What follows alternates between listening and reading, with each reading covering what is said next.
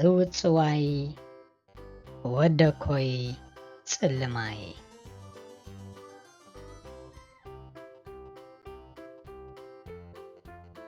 ኣያ ህበይን እተን ክልተ ደማሙን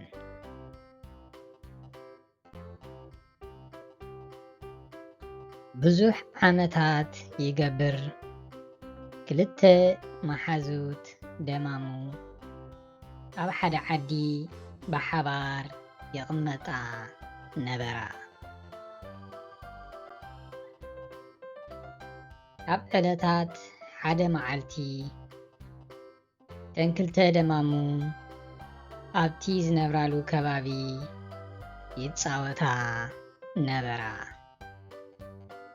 ኣብ መንጎ ጸወተአን ሓደ ዓብዪ ሕብስቲ ኣብ መሬት ወዲቑ ረኣያ። ክልቲአን ድማ ብሓንሳእ ዘሊለን ኣብ ልዕሊ እቲ ሕብስቲ ዓለባ።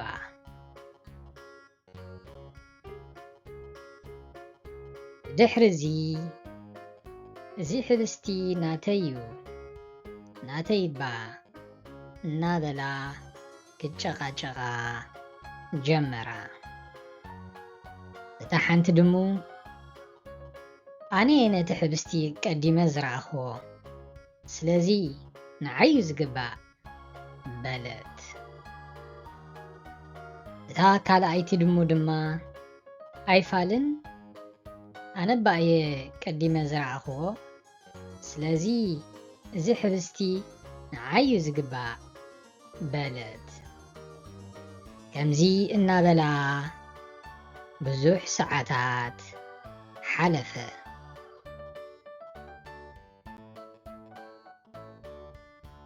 ድሕሪ ብዙሕ ጭቕጭቕ ነቲ ሕብስቲ ማዕረ ማዕረ መቐልኦ ተሰማምዓ። እንተኾነ ወይ ኣነ ወይ ንስኺ እንተደኣ መቒልናዮ ማዕረ ማዕረ ኣይበጽሐናን እዩ ብምባል ከም ብሓድሽ ክርክር ጀመራ። ኣብዛ ግዜ እዚኣ በቲ ከባቢ ሓደ ህበይ ይሓልፍ ነበረ። ነቲ ክርክር ናይተን ደማሙ ሰሚዑ ድማ ናባታተን ገጹ ቀረበ። ዘናሓተይ ተሓንዲኽን ደኣ ዋዕዋዕ ትብላ ዘለኽን ብምባል ድማ ነተን ደማሙ ብትሕትና ሓተተን። ሓንቲ ካብተን ደማሙ ድማ ኣያ ህበይ እዚ ሒዝናያ ዘለና ሕብስቲ እዩ ዘከራኽረና ዘሎ በጃኻ ግዳ ከየዳለኻ ነዚ ሕብስቲ ማዕረ ማዕረ ጌርካ መቐለና በለቶ። እታ ካልኣይቲ ድሙ እውን በዚ ሓሳብ እዚ ተሰማምዐት። እቲ ድሮ ነቲ ሕብስቲ ምስ ረኣየ ኣፉ ማይ መሊእዎ ዝነበረ ህበይ ድማ ከመይ ደኣኸስ ደስ እናበለኒ እምበር ይመቕለክን እስኪ እቲ ሕብስቲ ኣርያኒ ብምባል ነቲ ሕብስቲ ካብ ኣእዳወን ወሰዶ።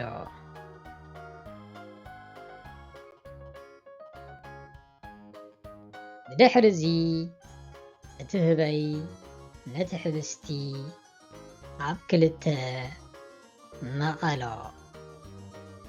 ሓደ ምቃል ብየማናይ ኢዱ ነቲ ካልኣይ ምቃል ድማ ብጸጋማይ ኢዱ ሓዞ።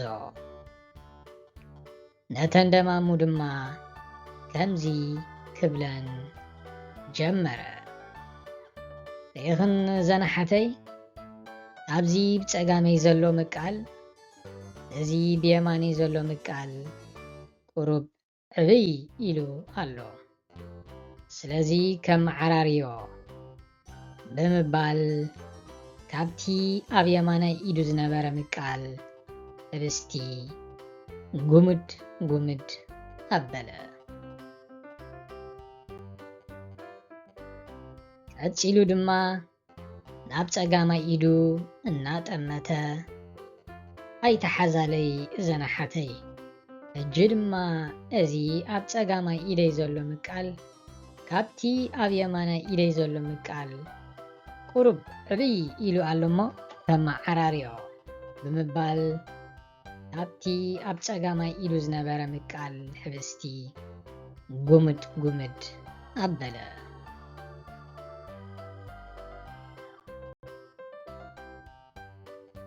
እቲ ህበይ ደጋጊሙ ሓንሳእ ካብቲ ኣብ ፀጋማይ ኢዱ ዝነበረ ምቃል መሊሱ ድማ ካብቲ ኣብ የማናይ ኢዱ ዝነበረ ምቃል ህብስቲ እናጎመደ ነተን ደማሙ ይምልከተን ነበረ። እተን ደማሙ ድማ እቲ ህበይ ነቲ ህብስቲ ማዕረ ማዕረ መቂሉ ክህበን ብሃንቀውታ ምራቐን እናዋሓጣ ይፅበያ ነበራ።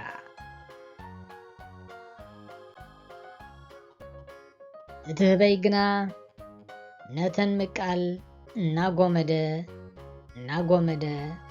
ንኩላታ ህብስቲ ድሕሪ ምውዳእ ኣዘ መስግን እዘን ኣሓተይ ካልእ መዓልቲ ማዕረ ማዕረ ገይሩ ህብስቲ ዝመቕለክን ምስ እትደልያ ፀዋዓኒ ኢኽን ብምባል ኣፉ እናሓሰሰ ተዓዝረ።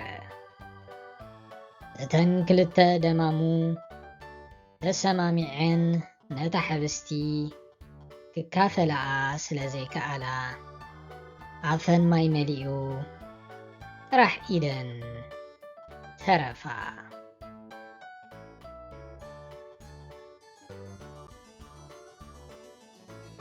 ሞራል ናይዛ ዛንታ ሓድሕድ ዘይምስምማዕ ኣደዳ ተበለፅቲ ይገብረካ።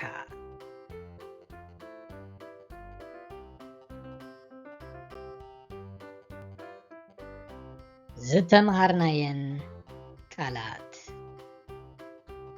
ሕብስቲ ካብ እኽሊ ተሰንኪቱ ዝስራሕ መግቢ።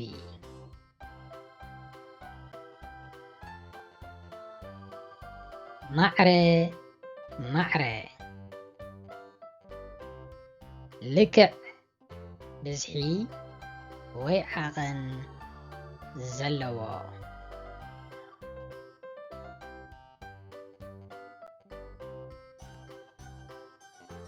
የማናይ ብየማን ሸነኽ።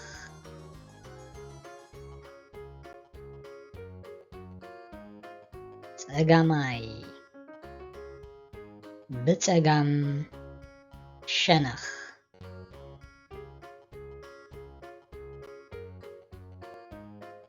ህበይ ኣርባዕተ መሓውር ዘለዎ ኣብ ኣግራብ ዝነብር እንስሳ።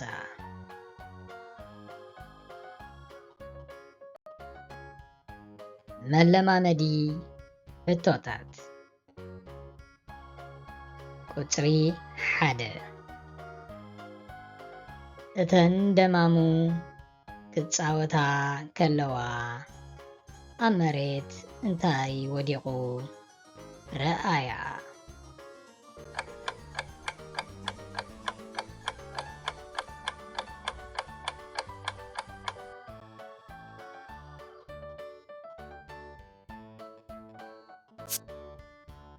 መልሲ ዓብይ ሕብስቲ ኣብ መሬት ወዲቑ ረኣያ።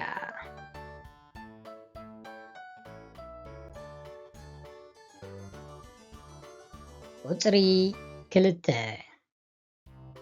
እተን ደማሙ ነቲ ዝወደቐ ሕብስቲ ምስ ረኣያ ከይተባእሳ ክማቐልኦ ወሰና ሓቂ ወይ ሓሶት በል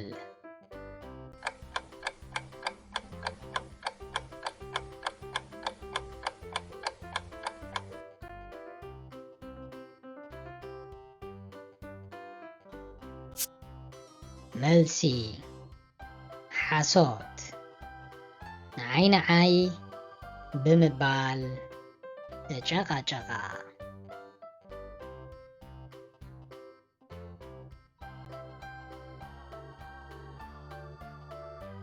ቁፅሪ 3 እተን ደማሙ ክጨቃጨቃ ከለዋ በቲ ከባቢ መን ይሓልፍ ነበረ?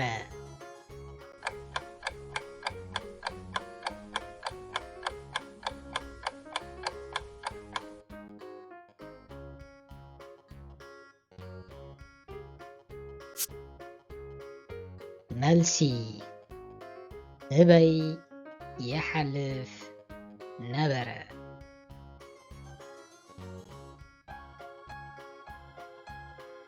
ቁፅሪ 4 እቲ ህበይ ስለምንታይ ነቲ ኣብ ኣእዳው ዝነበረ ህብስቲ ጸጸኒሑ ይጎምዶ ነበረ?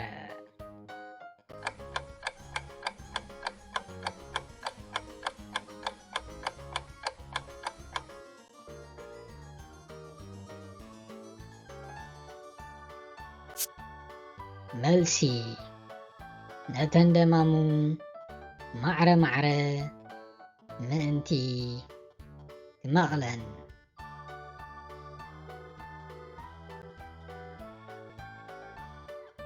ቁፅሪ 5 ኣብ መወዳእታ እቲ ህበይ ነቲ ህብስቲ ማዕረ ማዕረ መቒሉ ነተን ደማሙ ሃበን ሓቂ ወይ ሓሶት በል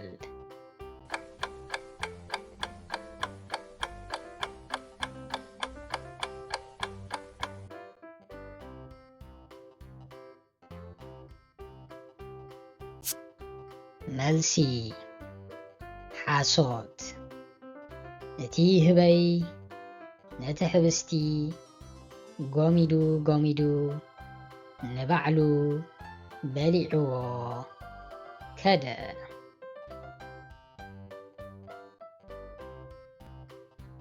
ሕቶታት ኣዛምድ ነቶም ኣብ ፀጋም ዘለዉ ቃላት ምስቶም ኣብ የማን ዘለዉ ስእልታት ብቕኑዕ ሕንፃፅ ኣዛምድ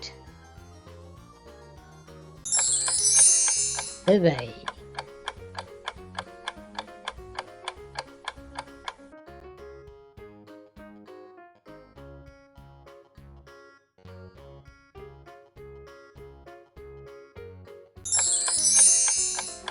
የማን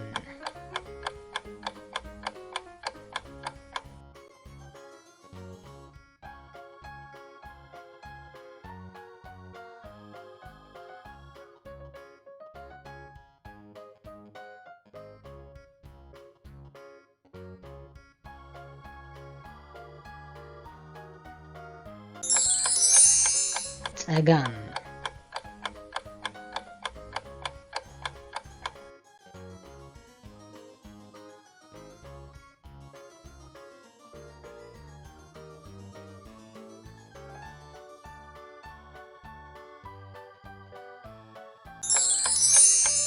ማዕረ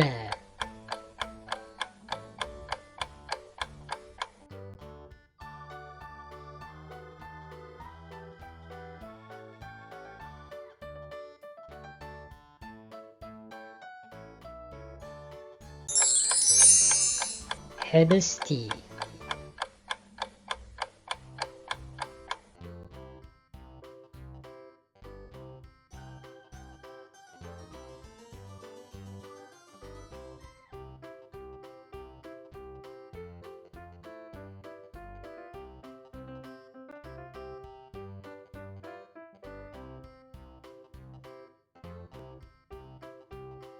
ክቡራት ተኸታተልቲ ንሎሚ ኣዳሊናልኩም ዝነበርና ፅውፅዋይ ከምኡውን መለማመዲ ሕቶታትን ዝተመሃርናየን ቃላትን ኣብዚ ወዲና ኣለና። ከምዚ ዝኣመሰለ ፅውፅዋያትን ካልእ ትሕዝቶታትን ንምርካብ ናብ ፊደል ቲቪ ዩቲዩብ ቻነል ሳብስክራይብ ክትገብሩ ብትሕትና ንዕድም። ኣብ ዝቕፅል ትሕዝቶና ክሳዕ ንራኸብ ኣብ ዘለናዮ ሰላም